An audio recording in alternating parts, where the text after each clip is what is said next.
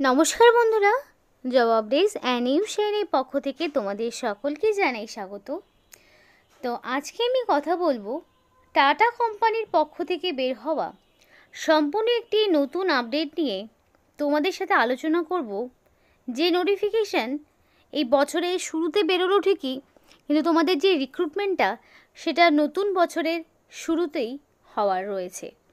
তো এখানে তোমাদের বিশাল শূন্যপদে বিভিন্ন কোয়ালিফিকেশানে নিয়োগ করা হচ্ছে।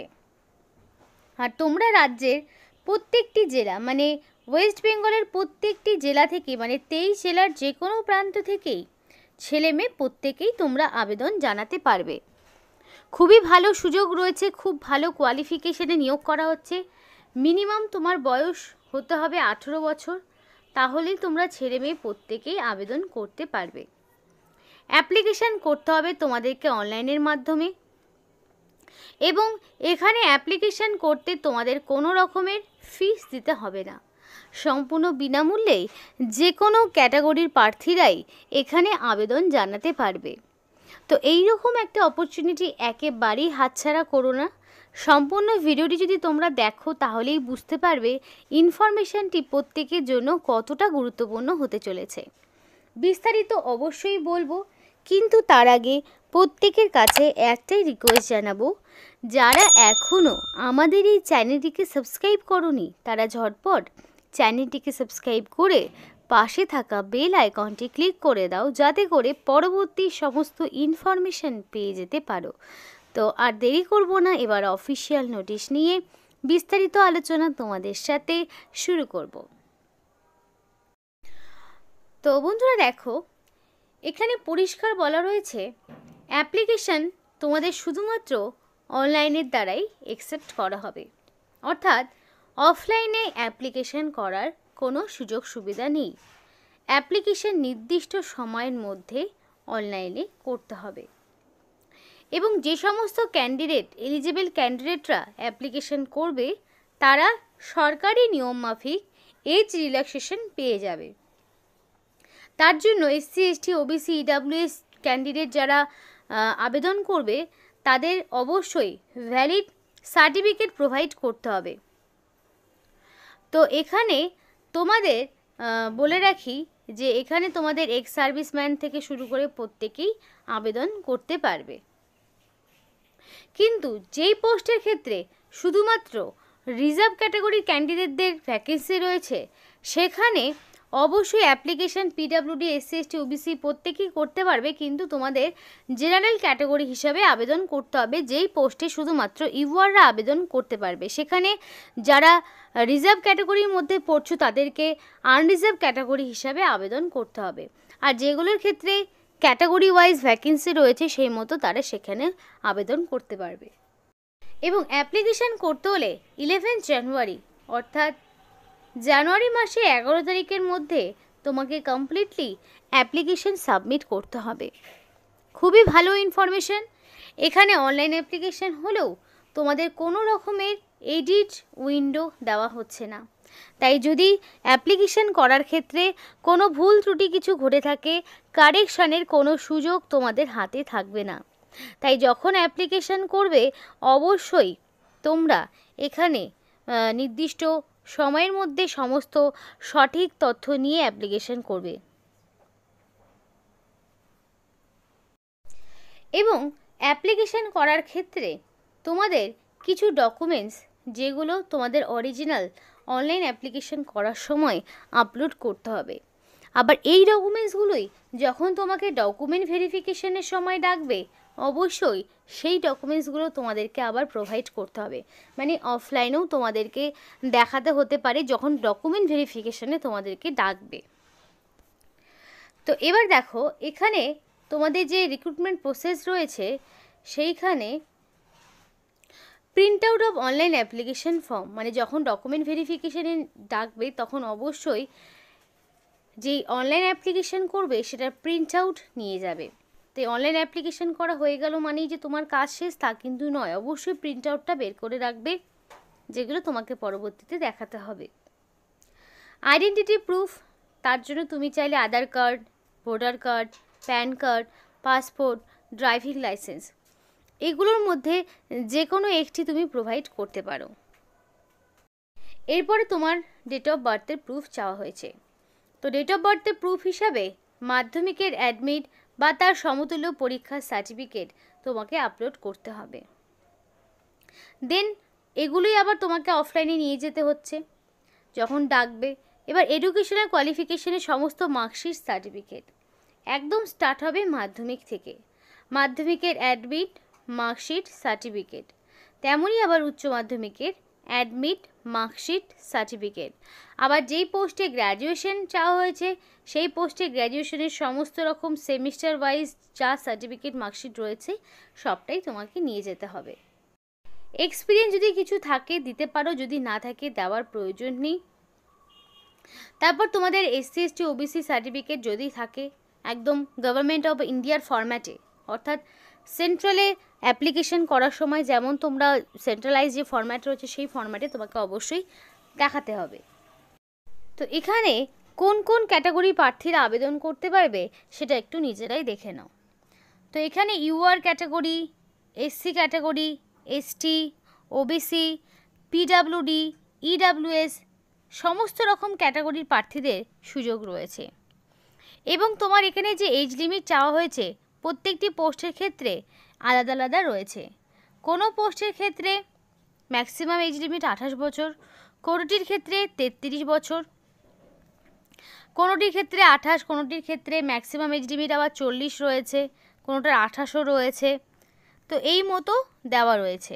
এবার এখানে তোমাদের বলে রাখি মিনিমাম 18 বছর হতে হবে এবং ম্যাক্সিমাম এজ লিমিট যা রয়েছে সেখানে এসসি এসটি যারা রয়েছে তারা 5 বছরের ছাড় পাও। সুতরাং সেই বয়স থেকে যা বয়স যে পোস্টের জন্য আবেদন করবে সেখানে তারা +5 করে নেবে। যারা আবার ওবিসি প্রার্থী রয়েছে তারা 3 বছরের ছাড় পাও। সুতরাং যেই পোস্টে আবেদন করবে সেই সমস্ত পোস্টে আপার এজ রিল্যাক্সেশনে +3 হিসাব করে নেবে। তোমাদের এখানে পরিষ্কার বলে রাখি যে এক একটি পোস্টের জন্য এক এক রকম বেতন রয়েছে। কোনো পোস্টের জন্য তোমরা 35,000 টাকা পার মান্থ স্যালারি, আবার কোনো পোস্টের ক্ষেত্রে 35,219, কোনো পোস্টে 35,000। তো এইরকমভাবে বিভিন্ন স্যালারি স্ট্রাকচার রয়েছে। বেশিরভাগই 45,219 টাকা পার মান্থ স্যালারি, অর্থাৎ পে লেভেল 3 স্টেজ 1, মানে খুব ভালো মানের কিন্তু বেতনে তোমাদেরকে নিয়োগ করা হবে। তো এখানে এবার কি কি পোস্ট রয়েছে সেগুলো দেখাবো। টোটাল 25 রকমের পোস্ট রয়েছে। যেমন ধরো আমি নিচ থেকে শুরু করছি, ওয়ার্ক অ্যাসিস্ট্যান্ট টেকনিক্যাল সিভিল রয়েছে। এছাড়াও work assistant technical civil post ছাড়াও ক্লার্ক এ রয়েছে। ক্লার্ক এর আবার বিভিন্ন রকম তোমরা পোস্ট দেখতে পাচ্ছ। ট্রেডসম্যান বি রয়েছে, যেখানে ইলেকট্রিক্যাল ট্রেডসম্যান বি দিয়ে আবার বিভিন্ন রকম ভাগে নিয়োগ করা হচ্ছে।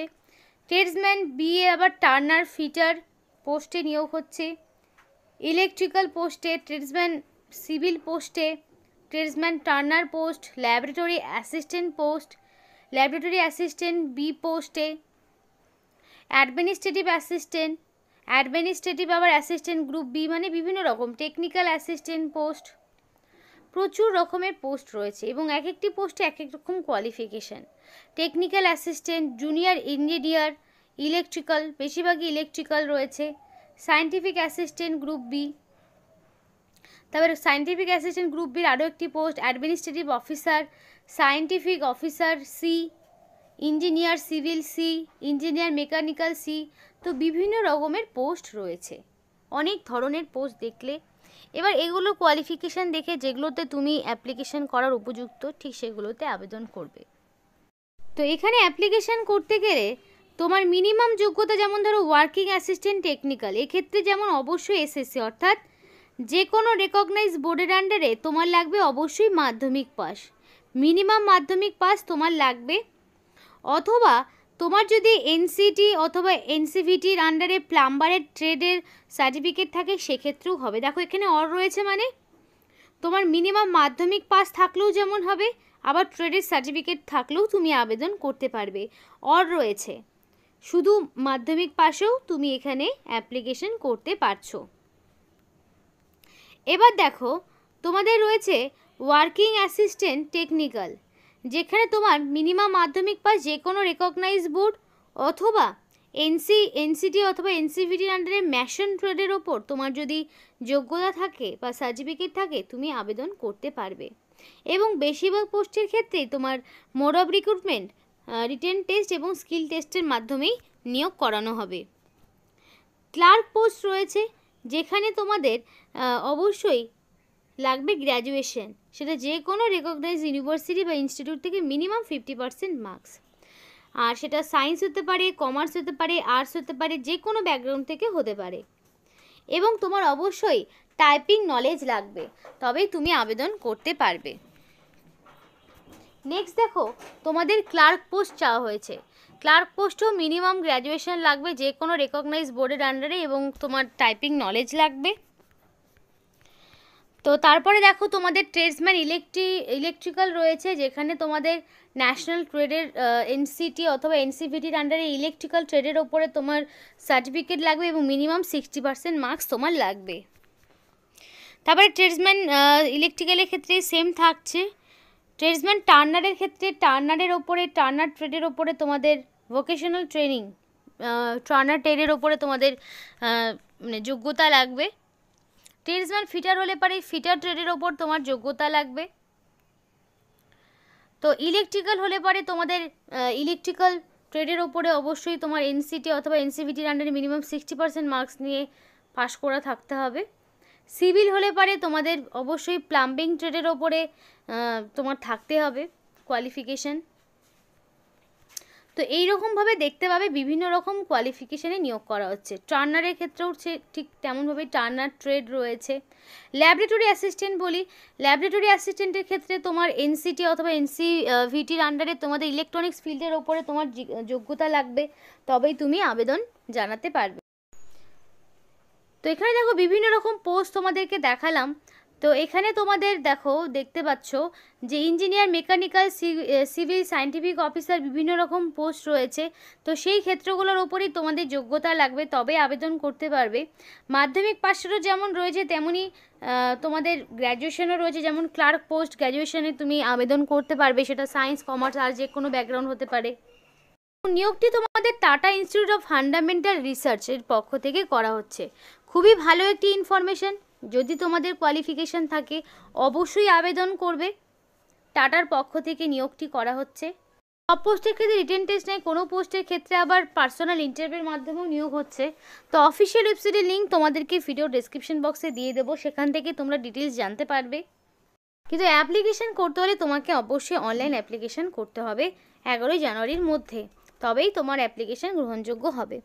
তো এই ছিল আজকে সম্পূর্ণ ভিডিও। ভালো লাগলে অবশ্যই লাইক করো এবং চ্যানেলটিকে সাবস্ক্রাইব করে আমাদের সাপোর্ট করো, আমাদের সাথে থেকো, পাশে থেকো। আর ভিডিওটি সম্পূর্ণ দেখার জন্য তোমাদের সকলকে জানাই অসংখ্য ধন্যবাদ।